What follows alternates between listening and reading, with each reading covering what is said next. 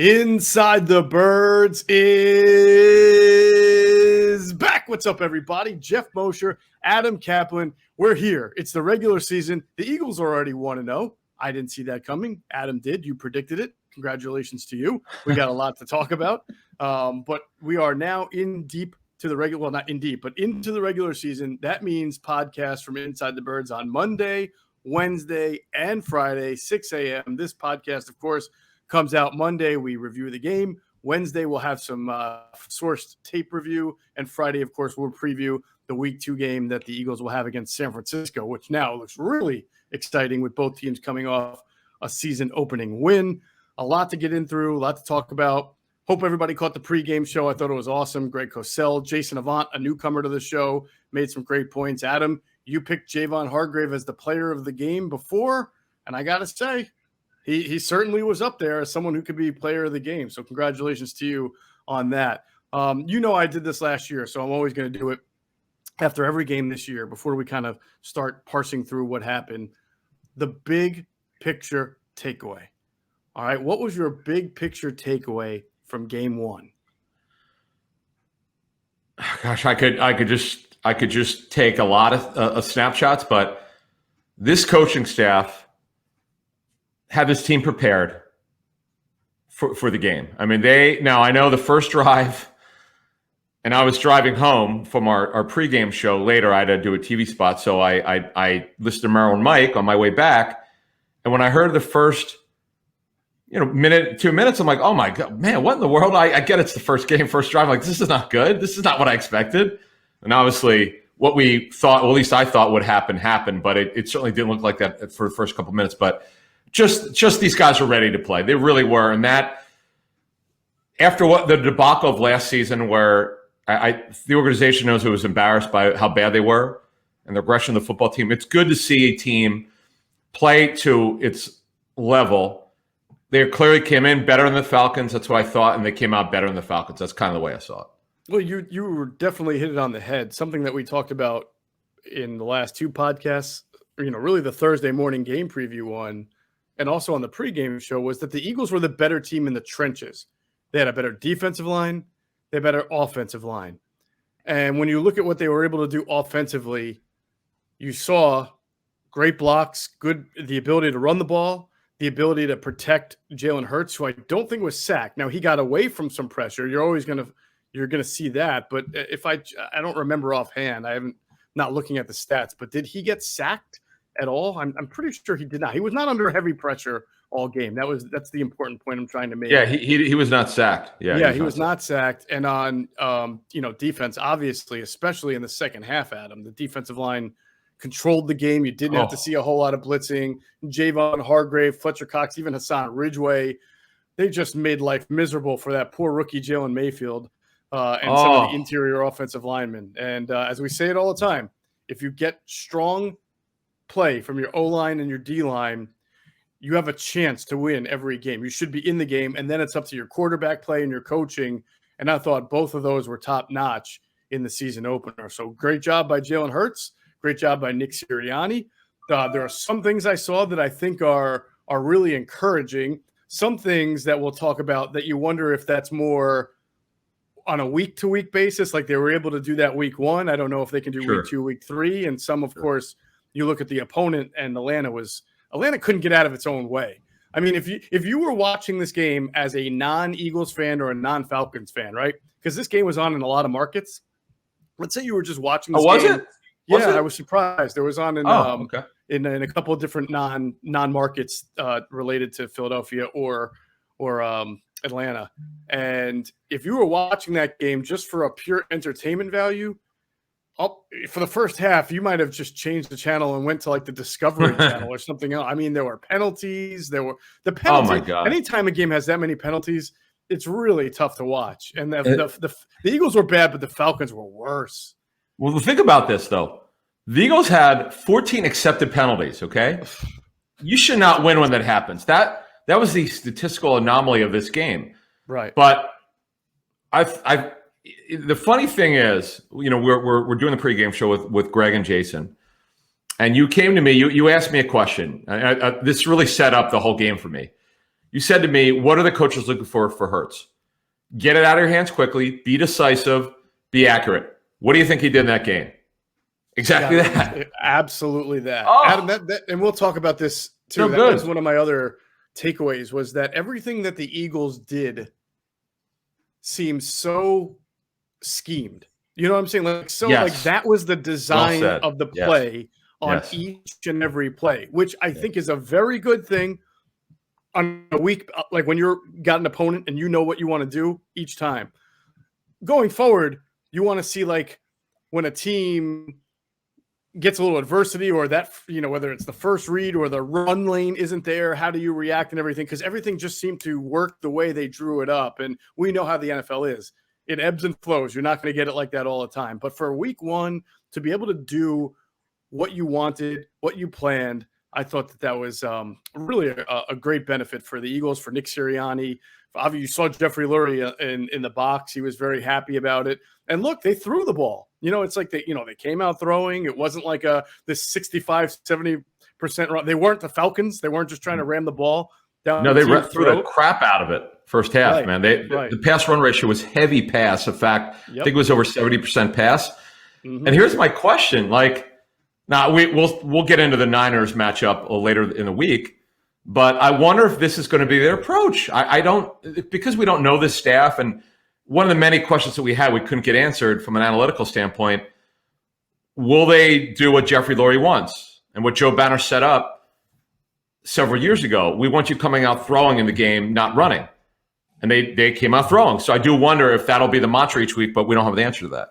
No, we don't. We just have 1 week's worth of evidence, and the evidence was they felt that they could win the game mostly through the air and then going to the run. They didn't have Jordan Howard on the team, on the raw. They didn't want that quote-unquote closer back that we've spoken of, and it really didn't matter because you saw Miles Sanders, I thought, had a really nice game, kind of a quietly good game. He went over 100 yards.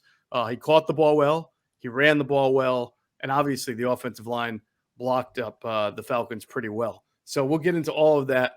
Want to let everybody know to check out, if they haven't yet, our new website, InsideTheBirds.com. It's been redesigned and refurbished. And from a journalistic standpoint, I think it looks even better. And I loved our last website too. But this one is even more, I think, reader-friendly, user-friendly. So you can become a subscriber for free. So head to InsideTheBirds.com. Check out my game story. I did an observations piece, and Andrew DeCecco, of course, also wrote a sidebar on that. So we'll check that out. And of course, we'll continue to update it with content all throughout the week, from the press conferences, analysis, maybe some all 22. So keep making sure. I would bookmark it if I were you. InsideTheBirds.com. Check it out every day to see what we've got coming in. And of course, if you're listening to this on Monday, when this podcast drops, always at Monday at 6 a.m., Adam and I will be back on 97.5 The Fanatic tonight, from 6 to 8 p.m., taking your calls, continuing to break down the show. We'll have Nick Sirianni's press conference to go through. There'll be some injury news, I'm sure, that comes out of it. We saw Zach Ertz leave, then come back with the hammy. We saw the Marcus Epps get hurt, so we'll have a little bit more injury information. And then obviously we'll be able to talk a little bit more in the next podcast after we hear what Nick Sirianni had to say and the coaches had to say. So we'll look for that too. And if you miss our show tonight, you can always go to 975thefanatic.com. They podcast it under their evening shows, and you can find that. And we'll put it out on our social media as well. He's at Caplan NFL. I'm at Geoff Mosher NFL. Just wanted to add that it's on the app too, so you can listen live. You could listen, and they also put it archived on the app, so which a couple of people found last week. So that's good. So we appreciate the Fanatic doing that. So. And as Geoff said, we'll take your calls. We took calls from Texas, Arizona last week. Pretty cool. It was awesome. Definitely so. All right. Well, the Eagles are far from winning a championship. They're only 1-0, Adam, but they are winning now.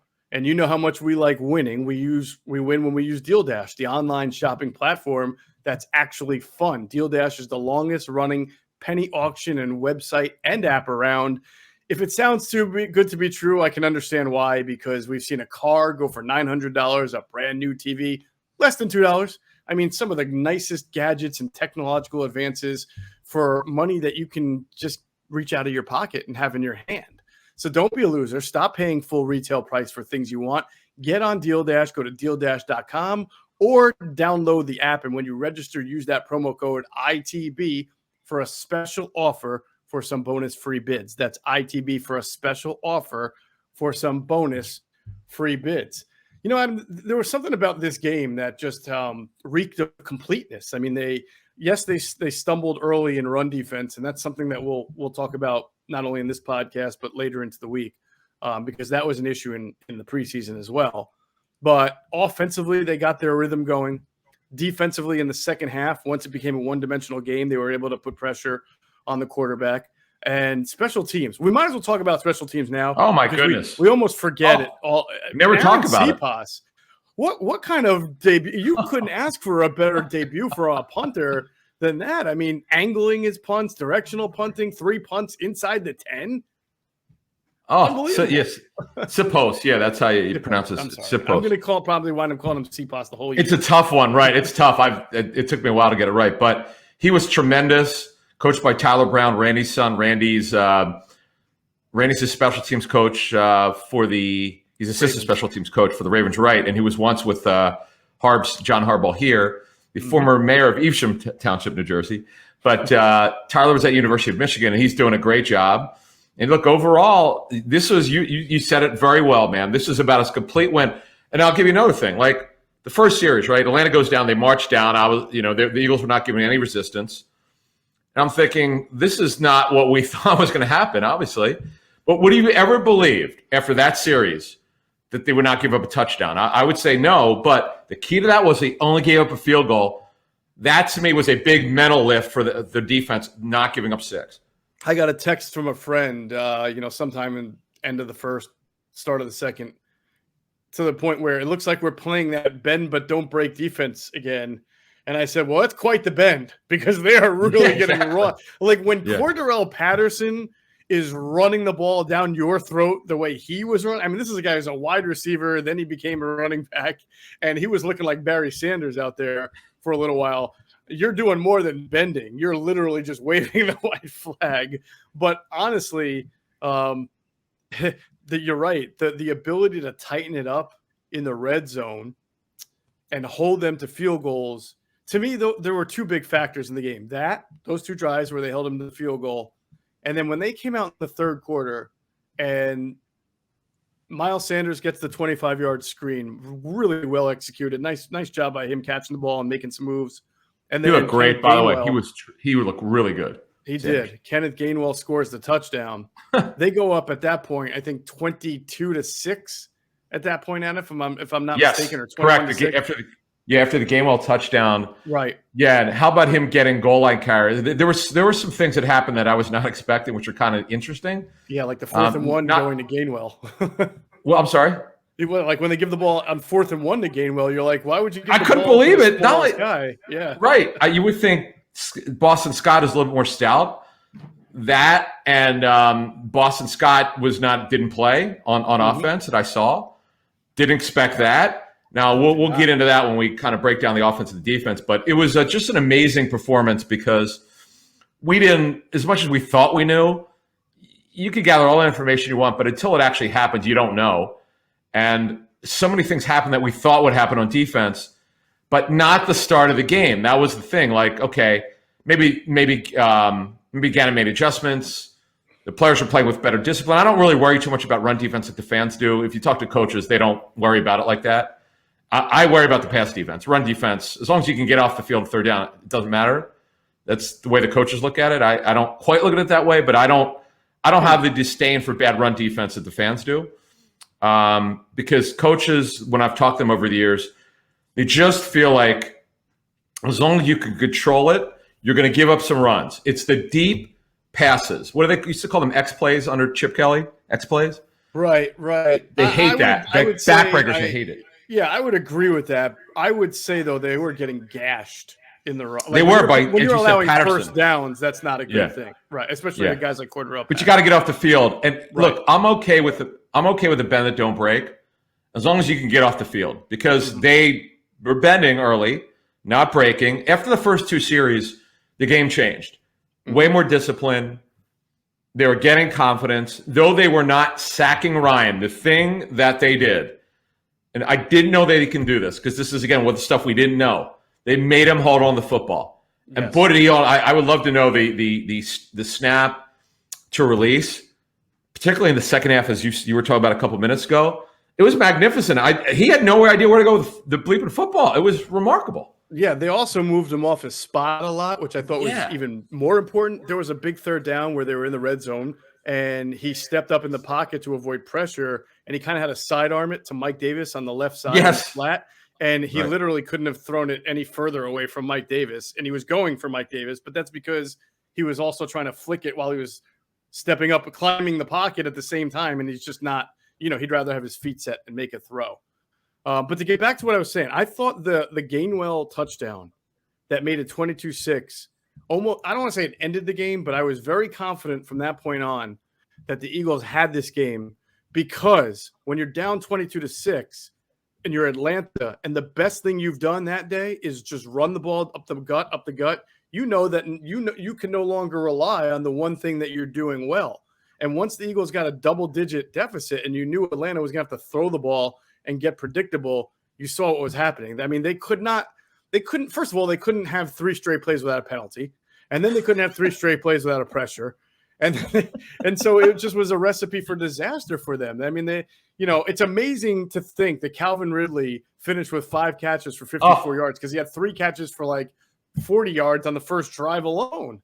But that really made them one-dimensional, and it took everything away from Arthur Smith. Yeah, they made Pitts a non-factor mostly. He didn't crush them. Hayden Hurst had a couple nice catches, but he didn't crush them. Nope. I just thought, and this is what I said at the top here, I thought the coaches set them up very well on both sides of the football. The coaching on special teams was phenomenal. It's rare for a team that is not as high caliber as maybe the elite teams, for a team that's maybe in the middle of the road like the Eagles to play at this level.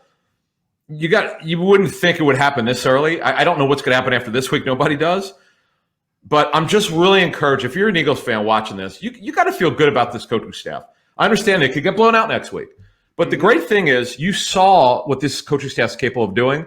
Coaching matters, folks. I've used this hashtag before. It sure as hell does. And one of my criticisms last year is, A, the team underachieved. B, the coaching wasn't very good on either side of the football. B, the players were not developing. The usage of personnel in this game was phenomenal. I cannot tell you enough. Oh, I'm so impressed. Absolutely. Let's as we get into kind of more of the offense versus defense. One thing that my lead item on my observations piece on InsideTheBirds.com mentioned. I enjoyed that. It was good. Thank you. I mean, you saw 11 personnel. You saw 12 personnel. You saw 13 personnel with Jack Stoll wearing a new number, by the way. 80. It's so different. He's wearing 89 now instead of 46 or 47. Oh, I didn't know that. I didn't even notice it. Must have changed at the last minute. And not just, by the way, at the goal line when you would normally see 13 personnel. You saw 13 personnel, just situationally. You saw trips formations. You saw empty backfield. You saw 3 wide. You saw tight splits. You saw wide splits. It looked to me, Adam, like a game in which a coaching staff had an endless amount of time to prepare for it, which they did. They obviously had all preseason to evaluate what works best and to come up with a couple of wrinkles. Whether they can do all that stuff, kitchen sink stuff, in a week span, well, we'll see next Sunday against the 49ers. But they almost seem to empty the notebook, as we say in our business, right? When you've got all this stuff and you just write one big story with all your nuggets from the combine or something. It felt like they emptied the notebook and just gave you everything they had. I mean, multiple ball carriers, multiple targets for wide receivers. And that made them very difficult to be predictable or to defend. Yeah, so let's get started with the offense. So I cannot speak highly enough about Hurts and his poise. Accuracy. The one, I said this on the pregame show, as you asked me on it about what we wanted to see. The thing that they wanted him to do is be decisive. The one negative with him in training camp was pretty consistent, and sometimes he just was not decisive, not sure where to go the football. Now, in this game, if you didn't look at the stats, you would not think he ran very much. I didn't know that he ran the ball 7 times because I never felt like he was trying to run. Some of those runs in the first half were not designed. I understand, he took off a little bit, but he didn't always. Some of those were RPOs. They ran RPOs, by the way. We thought they might do that. The one was so gorgeous. As a matter of fact, on the touchdown pass to Rager, I have to, because the one tape source that I had said he needs to take a look at This guy's not with the Eagles, but I told him about the play. I said, I don't know if you saw it because his team's playing the Eagles over the next 4 weeks. I said, let me know what you thought, what was going on in that play, because it was interesting. They faked out the cameraman. So that was great. But, Hurts was just so poised and accurate. I had a couple throws that were short arm. I don't know why the ball was short, but it didn't hit, but accurate as hell. And you know what was great? I forget exactly who the ball was. He got rushed.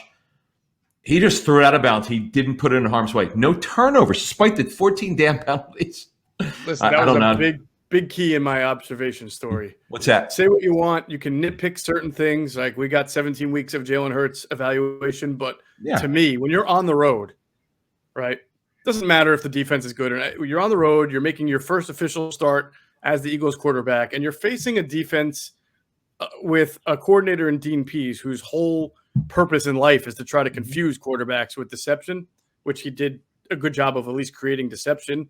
To not turn the ball over is fantastic. I can't say enough how important that was. Jalen Hurts did a great job of protecting the ball, of putting the ball where the receivers can catch it, not in harm. There was one play, right, when he kind of rolled to the right or on the sideline. He was either trying to throw it out of bounds or maybe hit somebody, and he threw it right in front of Deion Jones, who just kind of jumped up and batted it. It could have been a pick six if Deion decided to catch that. But that's about the only risky play, and then maybe only taking it. Maybe on that fourth down when Grady Jarrett chased him out of bounds, and he was able to kind of dance his way inbound to throw it out. Thankfully he didn't take a sack there. But other than that, spectacular. Really, I would add this. Really the throw to Goddard is exactly where you wanted it, away from the defender, only where Goddard could catch it for the touchdown. That was a good enough throw. Okay, it wasn't perfect, but it was fine. He put it away from, make Goddard go get it, make sure that it's away from the defender. I don't know what else you could ask for him this game.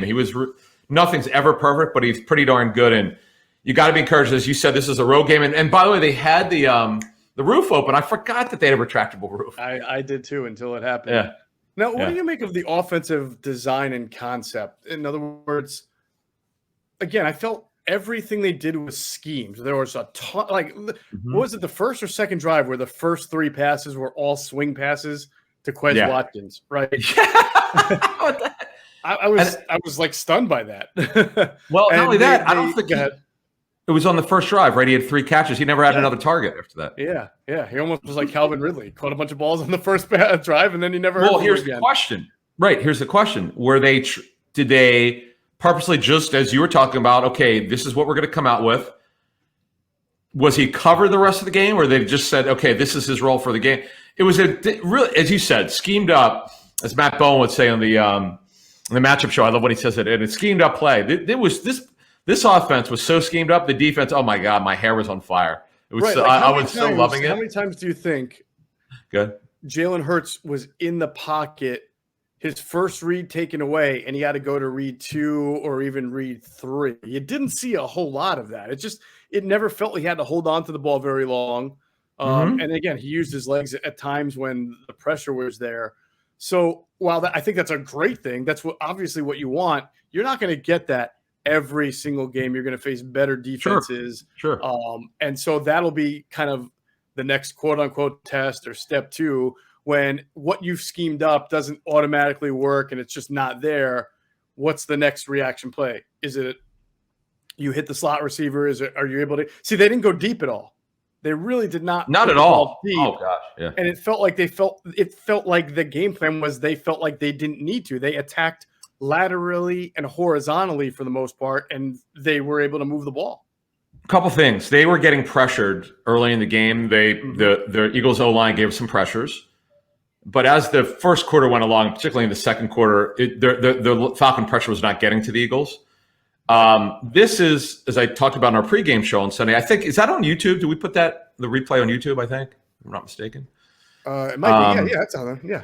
Yeah. So you folks, if you want to hear it, we talked about this because you would ask me what's the offense conceptually going to look like. It's still, though they may not call it a West Coast, it's a lot of run after the catch, make the receiver intended pass target, the tight end, running back, whoever, go get it. They'll occasionally take a slot play, but what I was told is what we saw on Sunday. This is a in conceptuality, a West Coast theme. That's exactly what it looked like. Tight ends got involved. Running, you were talking about to me off the air about how the running backs I think they had 8 targets in the game. Though I was surprised that Gainwell didn't have. He had 3 targets, 2 catches.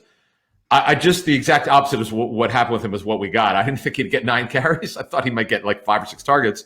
Right. There are a couple things I was like, okay, I didn't expect that to happen. It was cool, but I'm telling you, these coaches have a man crush on Gainwell. That's sort of what I've heard behind the scenes, and you sure as hell saw it on Sunday.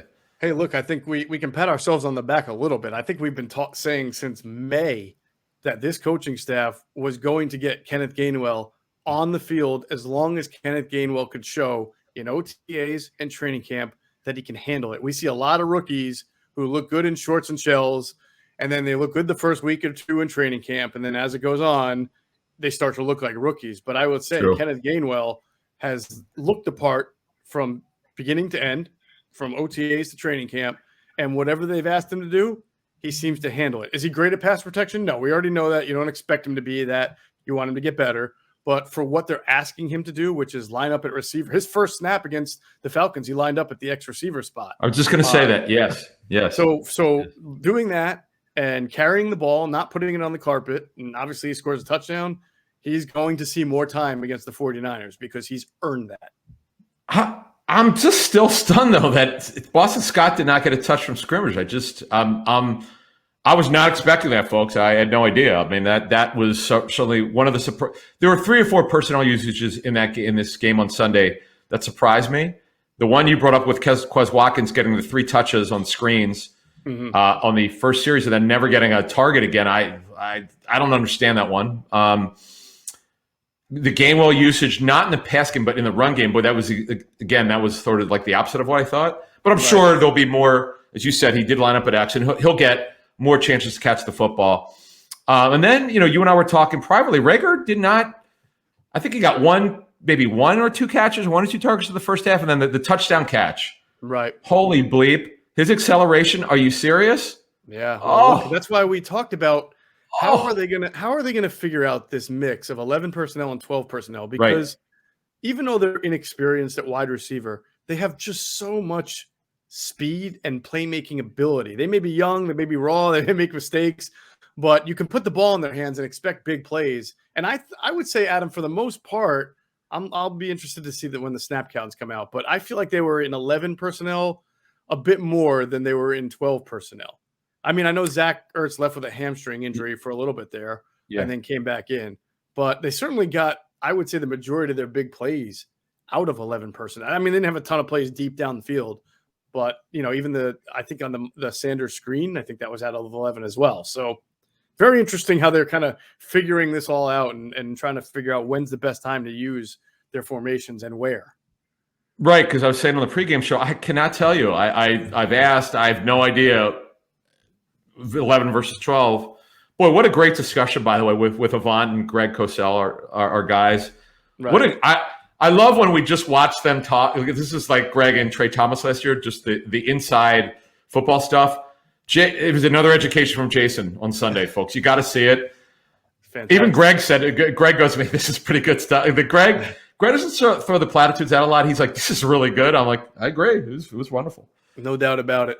All right, download the DraftKings Sportsbook app now. Use promo code ITB to receive $200 in free bets when you place a $1 bet on any football game. That's all. Just bet $1, any football game. Use the promo code ITB, and you get $200 in free bets on the DraftKings Sportsbook app. Real quick as we round up on offense, to your point, not only did Boston Scott not get a carry, he wasn't even the kick returner. I believe it was Quez Watkins who had the only 2 kickoff duties. So, again, it looks like they're just trying to get – like Boston's a good player, like a quick player. I wouldn't call him a lightning player, but he's shifty. He's tough to tackle sometimes. But they clearly love speed here on this staff. And Quez Watkins has more of that than Boston Scott. So he was the one who got the kickoff duties. Yeah. Reagor had the punt returns. He had one 11-yarder, which was decent. But I'd like to see him – get some more explosion there. But the guy we didn't talk about is the Slim Reaper. My goodness gracious, DeVonta Smith. Yeah. Oh man, the touchdown was beautiful. His release off the line, holy bleep. I'm trying not to curse anymore. People get on my bleep about it. But we get he's emails, by the way. I want people to know when you say that, you're not kidding. We've gotten emails about our occasional cursing on this podcast. One guy, father, and I said, listen, I apologize for it, but you understand, because I said to the guys, like, listen, in podcast world, this goes on all the time. I didn't say it's right, but I'm not saying like I should do it. Then I got on a curse fest like 2 years ago, and people loved it, and I was so embarrassed by it. People were like, "Oh my God, keep doing it." I'm like, "You're passionate, man. You're into it." It's like we got carried away with their own legend. I used to say we get 1,000 new listens every time you curse, but right. I'll probably do it. But anyway, it was something else. It's DeVonta Smith and the poor Giants on Sunday. They were so inept on offense. You think they could have used DeVonta Smith? Oops, they didn't get him. Anyway. Yeah. I don't think I've ever seen a game, or I can't remember the last time I watched a game where certain individual players would get the ball in repetitive clusters, and then you wouldn't see them get the ball again for another 8 or 9 snaps. I mean, it started with Ridley, right? He got the ball, I think, 3 or 4 times on the opening drive, okay? Then we mentioned Quez Watkins. And then there was one, I think it was the first drive of the third quarter that DeVonta Smith had 4 straight targets. It was either 3 or 4 straight passes that he caught, and then the penalties came in, and it kind of, disrupted the flow. But I was like, I can't believe it's like both coaches are picking one guy. We're going to give him the ball 3 or 4 times in a row. It's weird. This is a funny game. I mean, obviously the Eagles dominated the hell out of Atlanta, and it was a thorough win. And it's rare. Actually, it's not just the Eagles. It's rare in the National Football League for all 3 phases to dominate. The Eagles put up 32 points. I don't care who it's against. If you put up 32 points in your first game, you got to feel darn good about it. Yeah. We understand they play a better team in the Niners, who, by the way, they almost choked. Their defense was so bad in the second half. I understand they're playing dime and all that. So, but getting back to this game, just thoroughly impressive defensively. You want to transition to that because I got a bunch of notes on that.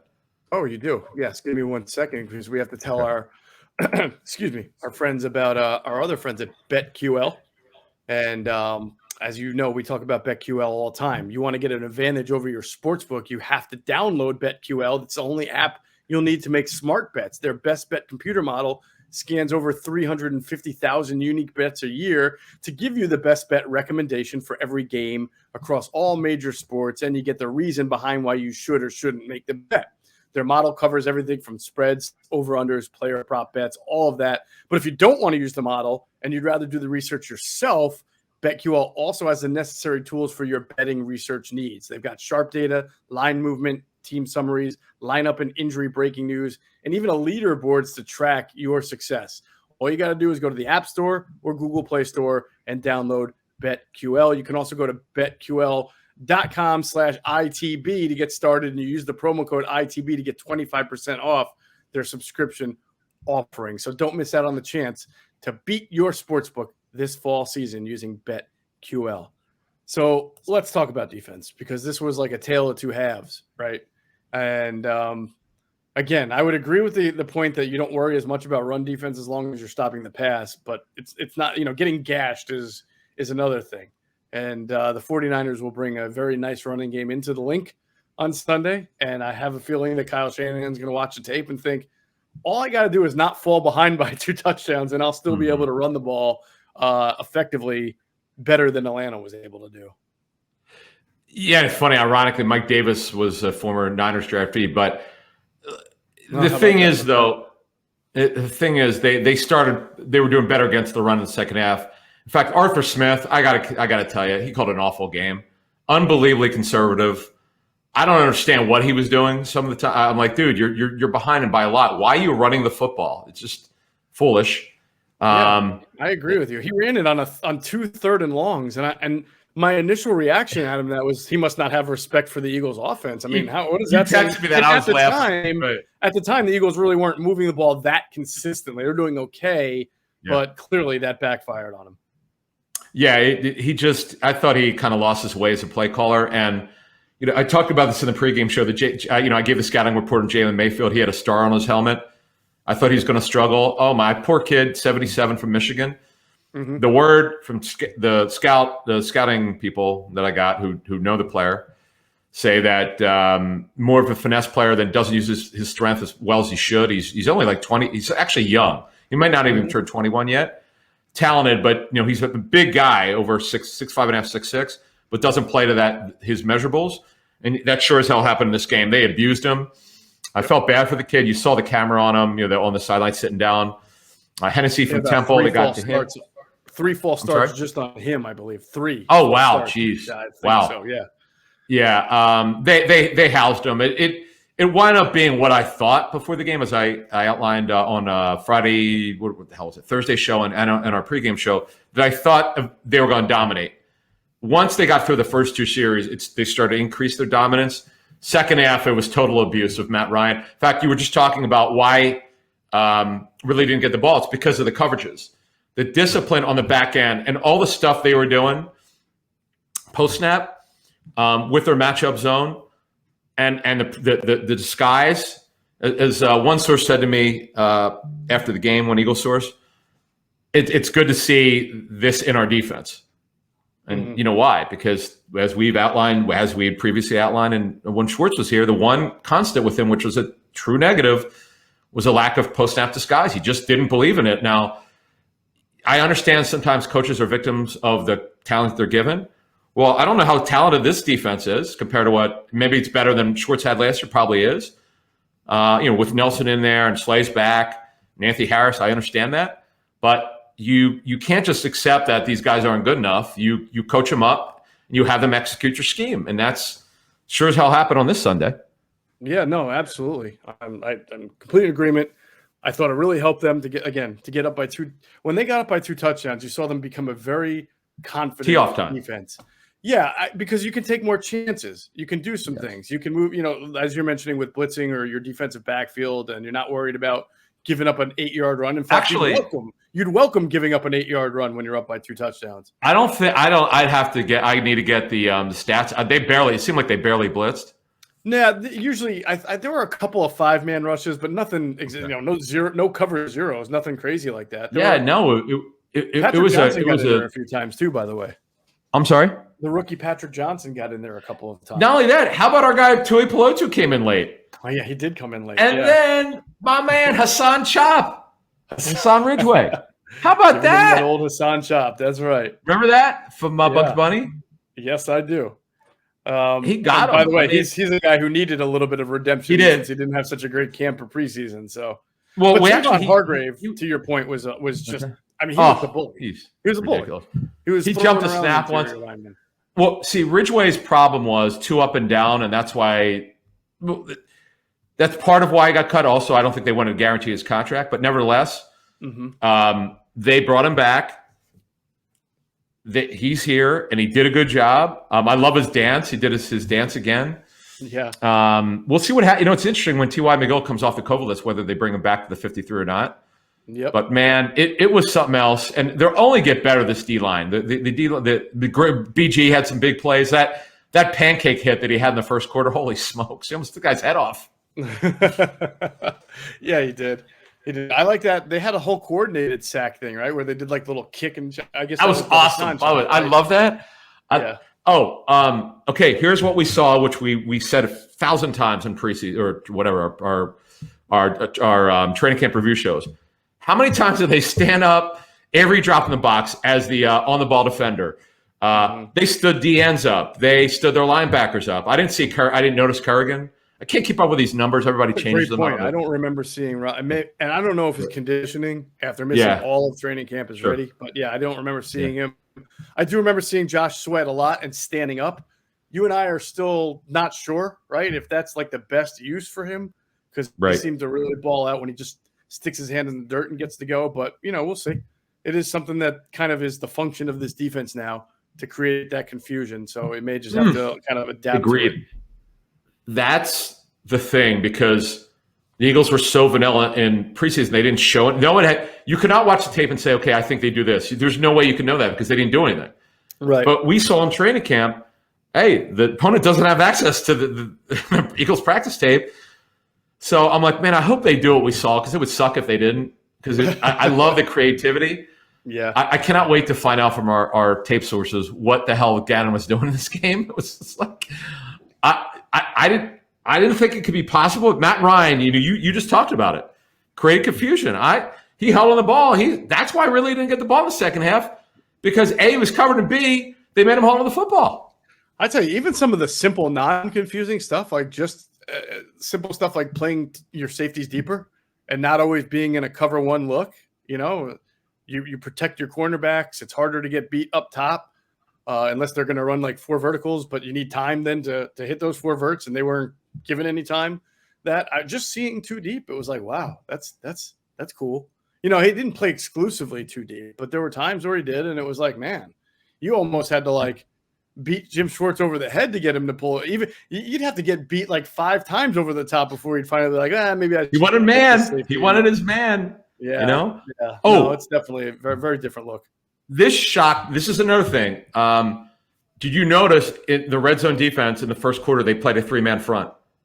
They dropped 8. I was like, what the hell? Yes. And by the way, well, they zone blitz, did they not? No, you're right. Sorry? They dropped. I thought it was a zone blitz at first, but no. They actually dropped again. This is from TV copy, but they dropped. It looked like 8, and that was where Ryan almost threw a pick 6 because he didn't. He's like, what the hell? Like he's seeing. I don't want to say he's seeing ghosts, but he didn't know where to go with the football because there were Eagle defenders everywhere dropping the coverage. Right. There's no way they would, because there's no tape to see what the Eagles would do. Now, obviously, as you said, Kyle Shanahan now sees what they're doing, but now comes the chess match going forward. All right, check out our friends at PHLSportsNation.com, enhancing the fans' experience with their coverage of Philadelphia sports teams for the fan, by the fan. That's their motto. So make sure you check them out at PHLSportsNation.com and on Twitter at PHLSportsNation. And we'll pause real quick for a word from our other great sponsors, including our friends at Sky Motor Cars. All right, if you do stop into Sky Motor Cars, make sure you tell them Adam and Geoff sent you. You will get a great deal. And if those who are watching on YouTube can see Adam rocking that Sky Motor Cars windbreaker there, or jacket, very fancy. Is that a patch that covers up the members only? Hang on here. Now you said that you didn't wear members only, did you, when you were a kid? I'm way too young for members only, man. That's your generation. There's no lie. I went to a charity golf event.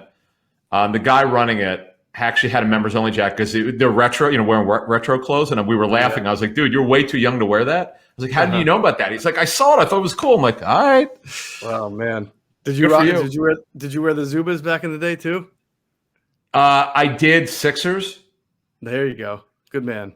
Yeah. They were blue and white. Yes, I did. Man, I'm from the starter jacket generation, so not members only. I wore I didn't wear the button down, the satin jacket. Mm-hmm. I wore the hoodies. Raiders were my team. I love the black, man. The black and silver. It's just, everybody loved the black and silver. Yeah, I know. It was great. So the point I was going to get into is from a defensive back standpoint, to be able to withstand not having Rodney McLeod, and then who was it? Epps who got hurt in the game, and then Kevon Wallace. Yeah, head injury. We'll find out if it was a concussion or not. But yeah, so they only dressed technically 3 safeties, but the how do you say Kashiri? We keep turning this dude into Austin Crocier, the former Indiana Pacer. But I think but didn't you say Kashiri? Good. Okay. Kashiri. He actually, by the way, he made a play on special teams. I'm telling you, special teams was good. I felt like Rager on punt return was trying to make things happen too, and showing you a little bit of that elusiveness. But there weren't that many lanes in punt return. I thought the Falcons did a good job there. But he always seemed to have a little bit of space, and then bam, people would converge on him. So, he's kind of waiting to break one. He's got that kind of dynamic speed that we saw on punt return against the Packers last year. But no, to withstand the safety depth issue that they have, the corners did all right. Some tackling they could do a better job of tackling. But look, Darius Slay and Steven Nelson aren't going to be great tacklers. That's just how it goes.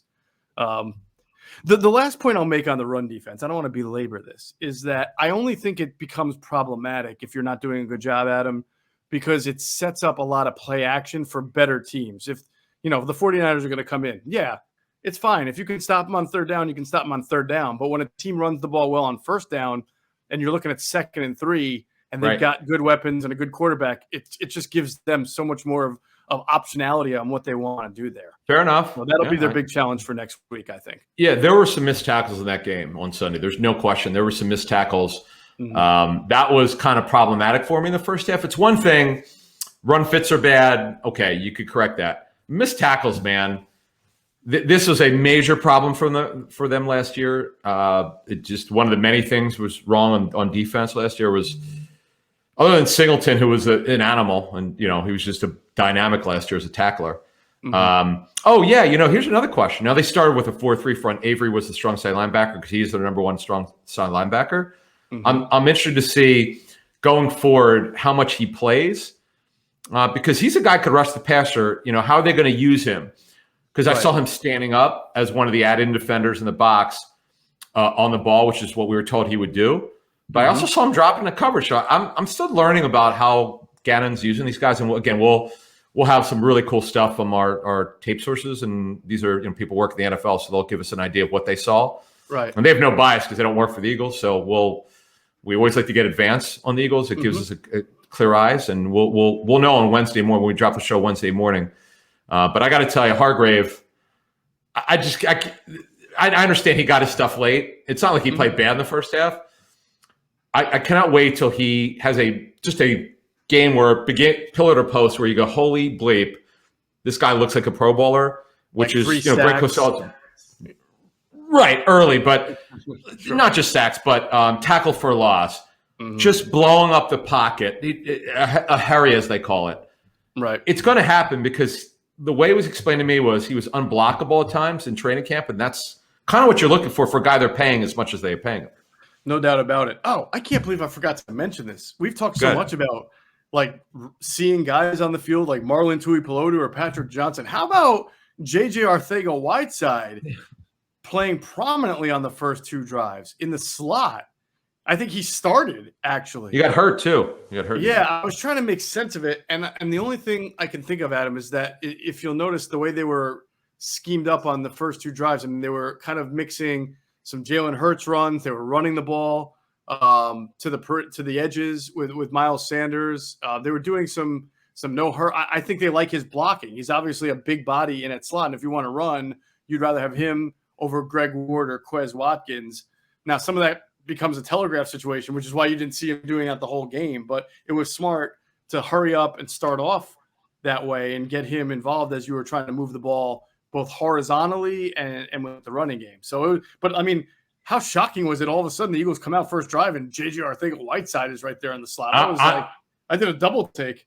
Well, here's the funny thing. So I'm listening to Merrill and Mike, and I once they got the field goal, I was taping the game, so I watched like the first 8 minutes. I sped through it. I'm like, what the heck? Why is Arcega-Whiteside out there? I'm like, man, maybe what we saw in training camp is not going to happen. Then it all changed. So what I learned is don't just think that what you see in the first couple of minutes is what it's going to be. And I learned my lesson not to overreact. I was almost like a fan. I was like, what the hell? But it was interesting, as you said at the top of our show today. They definitely did some things that were interesting. The usage of personnel. I just was so blown away by this staff because they're new to these players. They were so prepared for this. Because all the people who got upset, and I get it. Starters barely played. Jalen Hurts only had 11 snaps in the preseason. Right. It didn't matter. Clearly didn't matter. And give the coaches credit. They did a phenomenal job of game planning. Yeah, no doubt about it. I feel happiest kind of today for the Eagle fan because last season was such a disaster. The early offseason was a disaster. Some of the storylines were not favorable for the Eagles. And listen, nothing is cured in one win, right? But all you wanted to do was, if you're a fan, is just have something positive to feel after the season opener. Like, imagine if they were the Falcons, right? I mean, you would feel terrible about the Eagles right now if they lost this opening game 32-6. So now it doesn't mean the Falcons are going to be that awful for the rest of the year or the Eagles are going to be great. But for 1 week, when you're hoping that things go right, things went right, it was good to see. Jalen Hurts looked like a very good quarterback. And so for a week, you can kind of say, cool, I really enjoyed it, and it probably feels a lot better than any game. Even some of the wins last year. Some of the wins last year were horrendous. I've never seen a win as bad as that Dallas win last year. I mean, that felt like a loss. With The Ben, Dallas not Dominic win Davis. felt like a loss, and the tie against the Bengals felt like a 20-point loss. All right, so that was such a bad game. You're right. right. So I'm happy for the Eagle fan. You couldn't say it any better. In fact, waking up today, folks, I hope you guys you either got a little pep in your step. As my friend John Hanson says, the coffee tastes sweeter or better. I don't know if it tastes sweeter. It's probably bitter anyway. That's why I'm not a coffee guy. But it was impressive. But it's only 1 week. Take it for what it is. Feel good about it. Yep. And in 6 days from now, they have their home debut against a team they blew out last year and on a Sunday night game. And Gennard Avery went off. It was pretty interesting. We'll preview. We'll have some notes, early notes on for Wednesday's show. I'm still trying to get used to the schedule, and then Friday we'll preview it. It's a game preview, and we were kind of happy that what we thought would happen happened for the most part.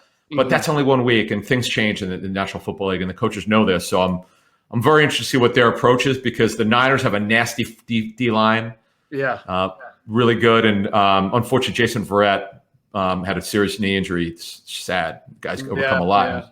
One of their top corners. But this is going to be a harder challenge. And this is, as you said, look, they're both 1-0. It's kind of a nice setup for the game. Yes. By the way, before we get out of here, do you remember what the score of the game was last year? Because this is like the third time you've called it a blowout. I just want to make sure you remember what the score of that game was last year. But what happened was, didn't they roll on them, and then the Niners came back to make it closer than it really was? That's not they won by 5 points. I mean, yes, they were up by 12 points, and then Beathard came in. That was it? Okay. Yeah, I thought they were up by way more than that. 25-20, man. That was it. It seemed like the last play of the game, Beathard had taken over for Mullins and driven the 49ers into Eagles territory, and my God, George Kittle was catching everything. Oh, it was ridiculous. And they wound up not being able to get the ball in the end zone, but it was close. It was like, one of those down to the wire type things. So I remember it being closer than it should have been. I just remember, though, they dominated that game against the Niners. That was actually Fulgham. Remember that deep? It had to be from Wentz. It was that deep ball. It was like, holy smokes! Yes, that was a great throw. Game. Right. But the thing was, Kittle was 15 for 15. Oh, is that what it was? I keep saying 10 for 10. I know. It was 15 for 15. That's hard to fathom. Oh, it set an NFL record. Yeah. That's why I'm like, how do they actually, like you said, there's like, you shouldn't be winning games like this, but Avery was ridiculously great in that game. Fulgham had the big touchdown catch, but that was then, this is now, and folks, enjoy this one. Enjoy it. That's right. All right. Again, we'll be back on 97.5 The Fanatic tonight, 6 to 8 p.m. Give us a call, 610-632-0975. Let's talk some Eagles football and tell us everything you liked about the season opener. And we'll be back from a podcast version on Wednesday, 6 a.m. By the way, Q&A now is going to be Tuesday mornings, not Wednesday. Tuesday mornings during the NFL season at 6 a.m. And they're going to be with us through the entire NFL season up through the Super Bowl. So Q&A is here to stay for those who are a big fan of Quentin Michael and Jason Avant. And that's going to do it for this episode of Inside the Birds, the leading podcast in Eagles Intel. Big thanks, as always, to our producer, Hunter Brody. You can check out his work on YouTube. His channel is called Sports Talk with Broads, and his Twitter account @Broads81. And his work can be found at broadsmedia.com. And thanks to you, of course, as always, for flying with us inside the bird.